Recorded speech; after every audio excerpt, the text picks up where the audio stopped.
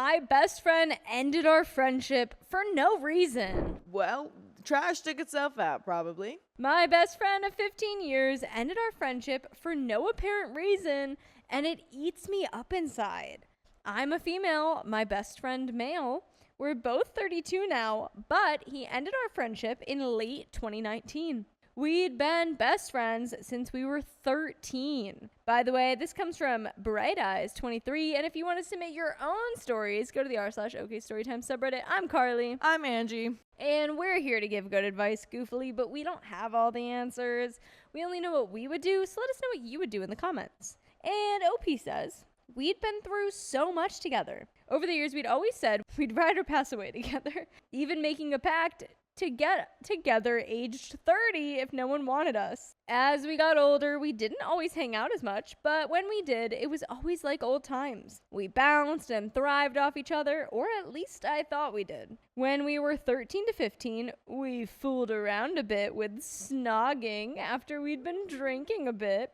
But ultimately, I wasn't attracted to him like that, and we definitely made better friends than anything romantic. When I was 15 and we were really out of our faces, I made embarrassing spicy-related advance that he really didn't appreciate.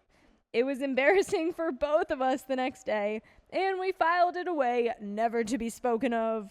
Over the following years, I dated various guys, while he, on the other hand, was a late bloomer and didn't have spicy sleep until late into his 20s, to his current girlfriend. He isn't ugly, but was clearly awkward with others' spicy sleep. From the age of 17 plus, he was like my wingman.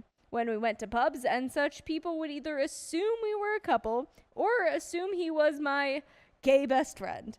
We both seemed happy or not bothered by it. In our early 20s, we even roomied together a couple times. It was not spicy related at all, and we both enjoyed living with each other, both reiterating how much we got each other. My first indication that maybe he was bothered by this setup was around 2014. We were in a house share with a couple of other friends. We went to the local pub to play pool, and he got a little wasted.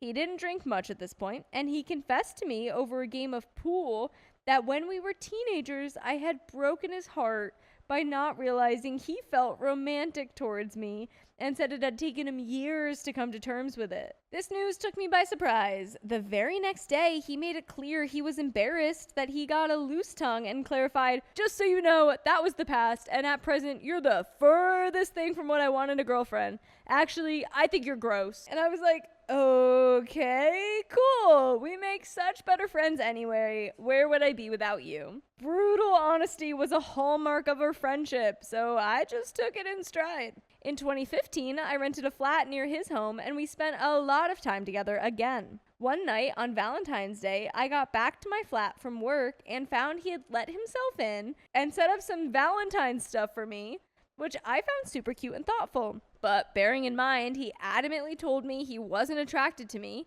I interpreted it a friendship gesture. It's since been pointed out to me that this was stupid on my part. Around 2016, we drifted a bit apart. I had quit my job and actually had to live with other friends for a while. He was hanging out with his own workmates, and he had just discovered spicy flour and partying, something I discovered years before but had since stopped. He got really annoyed with me when I wouldn't sneak out of my friends regularly at 2 a.m. to do spicy flour with him. I explained I can't do that while living under someone else's roof. He was mad and said, "But you loved to party in the past." I suspected he was developing an issue with the party lifestyle of his work pals, but brushed off my concerns. In 2017, I got into a serious relationship and moved 100 miles away. He drove down to visit me with housewarming gifts, and he disclosed he had entered into his first proper relationship and was moving into hers with her.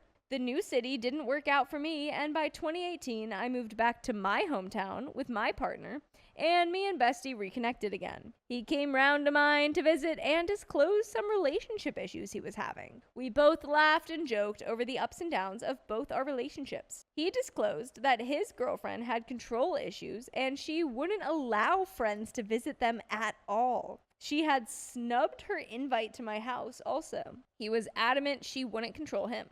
He also told me she didn't really like me, as he told her every gory detail of our friendship, even the embarrassing spicy related thing I thought we'd both forgot. See, and this is his first relationship though, but buddy, good for being open about it. Sure. Sometimes you don't need to be so open about it. Yeah. It could Unless be like you ask. I guess, yeah. Yes. It could be like a just letting you know, but Some like things we're happened in good. the past. Yeah, but like also her reaction is like definitely not the best. So beware, my guy, please. Yeah, I personally would be uncomfortable if my boyfriend went to visit someone 100 miles away whom he had prior deep feelings for.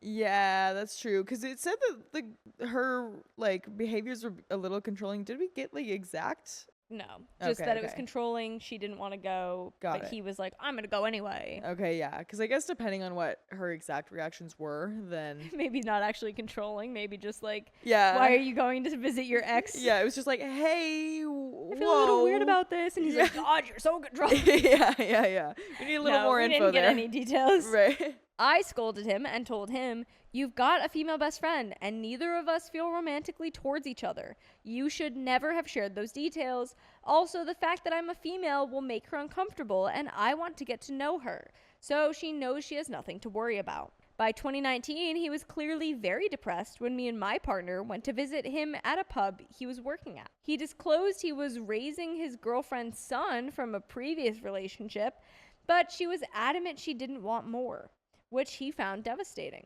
I hooked him up with a new job at a new pub, hoping this might cheer him up. He even took me on a road trip to take care of some business, as he drives and I don't. She was aggressively blowing up his phone the whole time, and I said, please answer her. I don't want to be blamed for this. And he was like, nah, she's being nuts, controlling, and unhinged. Let's just enjoy the trip. From what I could glimpse on the messages, she relied heavily on emotional blackmail, clearly mental health issues. Whatevs, not my business. This is how I resign myself. Couple of months later, they babysat my new daughter for me once. I was so pleased we had seemingly reached a turning point. They were both then invited to my birthday drinks, late 2019. He said he was coming, but she wasn't. By the way, you can always come on down to listen to full episodes with stories just like this. Just go to Spotify, Apple Podcasts, iHeartRadio, wherever you get your podcasts. Search up OK Storytime. We've got, like, low-key a decent chunk left still, but what are we feeling? I feel like if he is calling her all of these things about like controlling and like overbearing and overreacting, all that kind of stuff, I feel like he just doesn't want to be in the relationship with her. He doesn't sound like he does. And I do kind of wonder, like, if this girlfriend is just kind of like, hey, you're hanging out with this girl that you admitted that you had like a deep crush with a lot. Yeah. It's like, I feel like I would understand. Yeah. I feel like OP I'm with OP on being right. like very smart of you to be like, no, answer her. Like, yeah, I don't want to be the reason for this. Exactly, answer her. Yeah. When me and my partner picked him up to meet our other friends at the pub, he looked depressed, baked, and grumpy. I assumed he was so baked he would come to life later on throughout the night. He didn't. Whilst I was at the bar getting drinks in, I returned to our table to learn he had stormed out without a word to any of our mutual friends. I searched the streets for him. I called him, nothing. His phone rang out for a month. After a month, he finally texted me and said, isn't it obvious I hate you? Why can't you get the message? And that was the last communication we ever had. I genuinely felt like a lost limb, and the lack of closure haunts me so much. I don't think the love I had for him will ever disappear. We have some comments. Commenter 1, he obviously has been in love with you forever and has never been able to come to terms with it. Now he's in an awful relationship, looking after a kid that isn't his, in a job he hates, and had to rely on you to get him a new one, having adult beverages and taking substances. All while he sees you happy, having children, and likely having the life that he always wanted with you as his partner. It might not be worth it, and maybe it's too late now, but a good message to him might be, I don't know why, but I've been thinking about you a lot recently, and I really miss you. I still don't really understand what happened, but I feel like I have hurt you in some way. I really want to apologize for any hurt that I may have caused you, as it was never ever intentional. I hope you're doing well, and I understand if you still need your space. I'm not expecting a reply. I wish you all the best. OP responds, thank you for your reply. Since my current partner pointed out Valentine's Day should have been an obvious indication he liked me romantically, it has been nagging at the back of my mind that he might have actually been in love with me. But with him telling me repeatedly he doesn't like me like that, and since his girlfriend is quite obviously much prettier than I, don't say that, OP. Yeah, come on. I didn't want to make any assumptions. My own relationship was far from perfect. I actually broke up with that partner late 2020, and I desperately needed the emotional support from my friend who had already cut me off at that point. I did desperately want to reach out and tell him we go ahead with our plan aged 30, I'd happily have his babies. But I decided against it as it would be inappropriate while he's with his girlfriend. Smart. Yeah, I don't think you should reach out to that guy ever again. I think you don't both think just so. need to let that lie where it is. I really agree. I am now in a new relationship, 2 years in and 250 miles away. I heard through the grapevine he works in a prison now. He asked my mom about me once last year, and he still has no kids of his own. I would sacrifice a lot to have him in my life again, and that is the end of that story. My best friend lied to me, and I think it's because of her fiance. What did her fiance do? My 23 female best friend from middle school, 25 female, has been acting a little strange lately. For backstory, post high school, we went to different colleges, and she stayed in the area, whereas I moved to a bigger city in our state in order to go to the college that I was attending.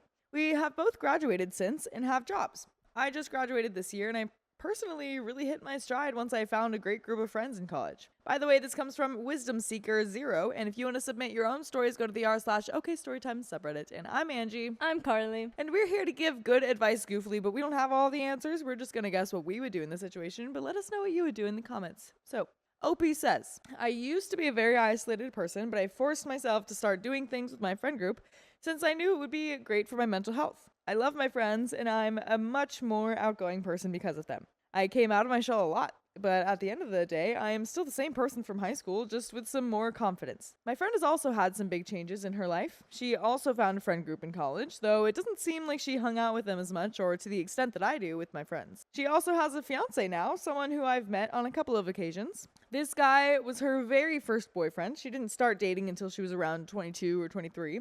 He's about 3 years older than her and has some major family issues, something that I always saw as a red flag since my friend is a very family-oriented person. I couldn't see that being something that she would want in a partner. I expressed this to her when they first started dating when she was ranting to me about his family. However, since then, she seems very happy with him and I haven't said anything about it since. I still feel a little bit off about the guy for some reason, but it's just a weird gut feeling at the end of the day. He has never done anything that would make me think he's a bad person. It just sounds like he doesn't have the best family, which is not his fault at all. To me, my friend is still the same person, just with different stressors in life. She's always been a very introverted person, but would come out of her shell to do fun things with me that she would otherwise not do by herself. I would imagine she has also come out of her shell to do fun things with her fiance too, as I know she has traveled with him to his home state a few times, just the two of them. We always made it a priority to hang out at an event we would always go to together, which happens once a year in our hometown. We have not missed a year as far as I know, and this summer was no exception. I always have such a fun time hanging out with her, and I feel that she has a good time as well. I told her that she should come to my college town. I now live in the area since I love the community so much, and hang out with my friends sometime. She would always tell me that she would want to sometimes, but I always heard a slight bit of hesitation in her voice. I'm not sure if it's because she doesn't think she'd like my friends or is too nervous to meet them. My friends are a lot of fun to hang out with at the bar, and when mentioning this to her, I could sense that that was not something that she wanted to do. I also told her sometimes we hang out at a random friend's house, have fun, play games, and with that, I sensed less hesitation from her. I just don't think she's into the bars. At the event we went to this year, she also said we should hang out anytime I'm in town, and we have done so once since then. I feel like I'm always the one making plans, but it has always been that way in our friendship. Okay, so now on to the story. I mentioned to my friend that we should go to a football game together this year at my college. She seemed to actually be really into the idea. Her father graduated from the same school I went to. She also mentioned that maybe he would like to go as well. And I, of course, said that he is more than welcome to join us, and any of her other family that would want to go as well.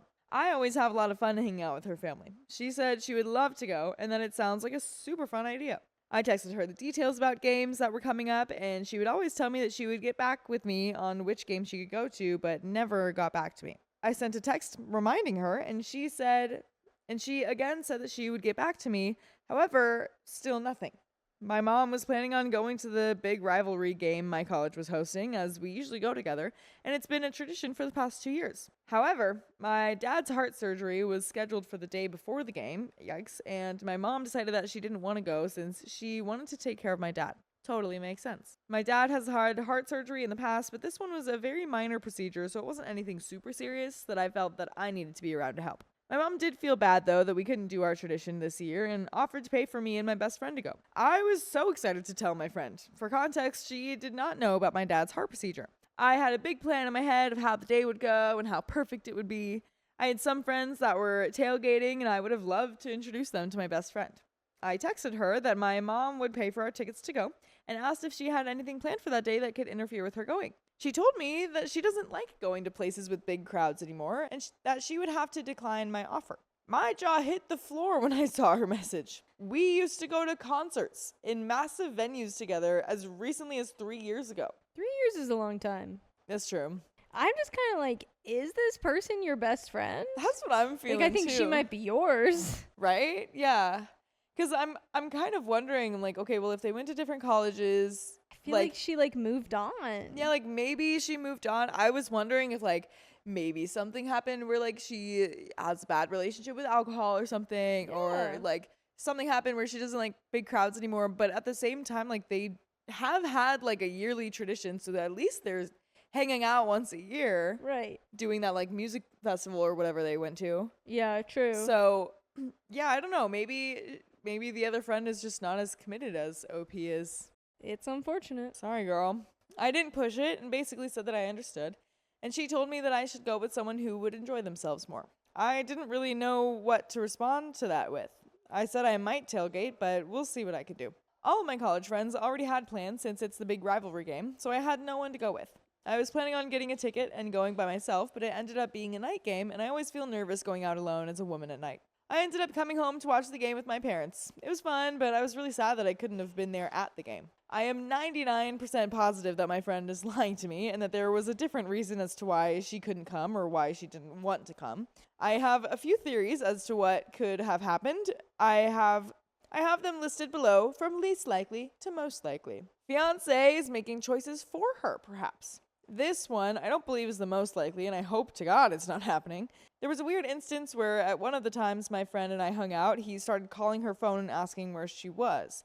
She told him that she was hanging out with me. She was confused and shortly after ended the call. We ended up going to a location to eat food, and he ended up showing up as a, quote, surprise to my friend. At the time, the situation didn't feel weird, but looking back, maybe it was a red flag. I am also personally a big believer that someone's first relationship usually is not their last one.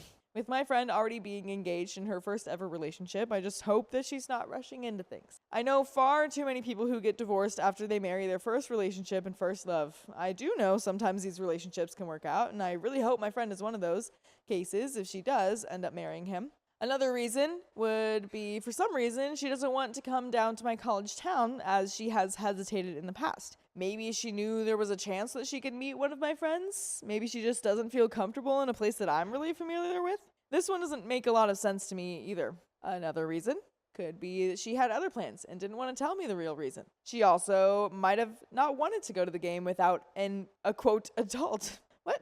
This to me is the most likely reason. We have gone to a few concerts before, but we have always had one of our parents there with us as we had gone to big cities we are not familiar with. But we're in our 20s now, and we were going to a stadium that I've been to before and going to a campus that I went to every day for years. It's not like we need an adult with us at all times to go and have fun at a football game. Yeah, you guys aren't children.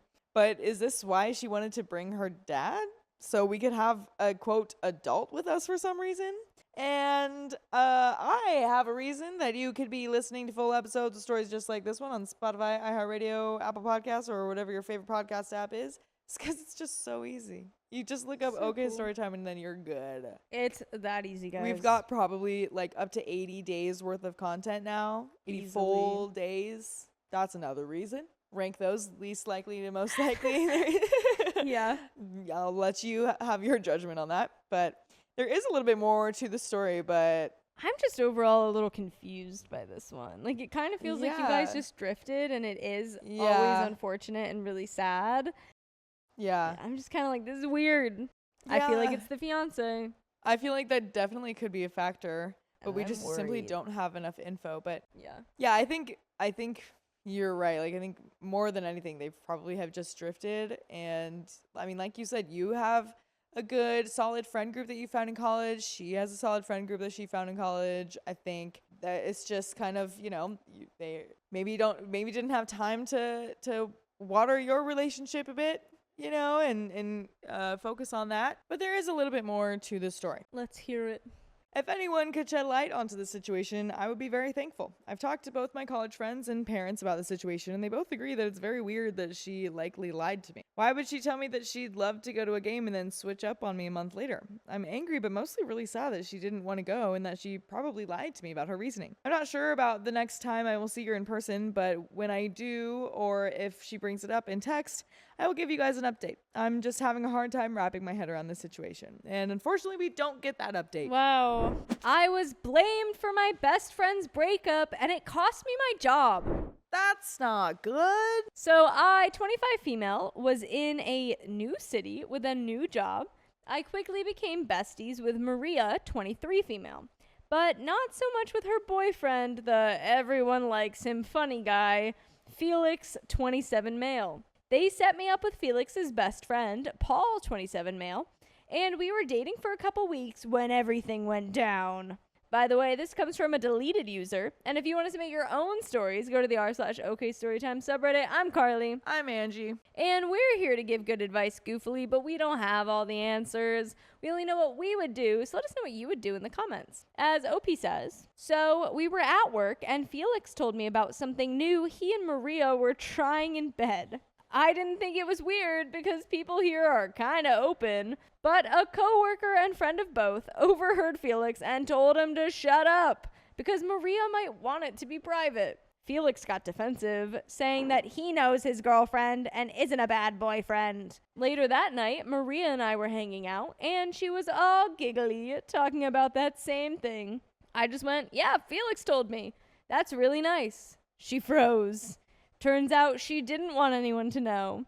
I felt bad for her, told her Felix didn't mean any harm, but I was honest that the coworker heard and knew. Maria said she'd talked to Felix, and I thought that was the end of it. But after the talk, she called to tell me Felix was mad at me.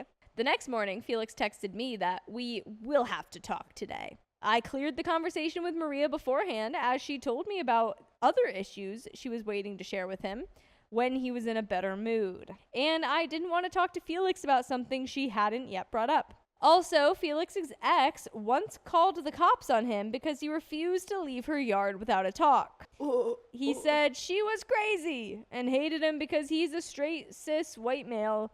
But even if that's true, I preferred to be safe rather than sorry. He hated that I talked to Maria, saying it was between us. We met up afterwards, and he basically lectured me for poisoning her and bringing my insecurities into their relationship. He said he shared something vulnerable for us to get closer, and I broke his trust. I told him Maria can think for herself, and if she's mad, that's on him, not me. He responded that it's exactly what Maria told him, proving I fed her the lies. He then told me not to talk to her about what he does and about our conversation. I said it was controlling, and he got mad. He left saying he felt watched and couldn't reason with me, so he gave up.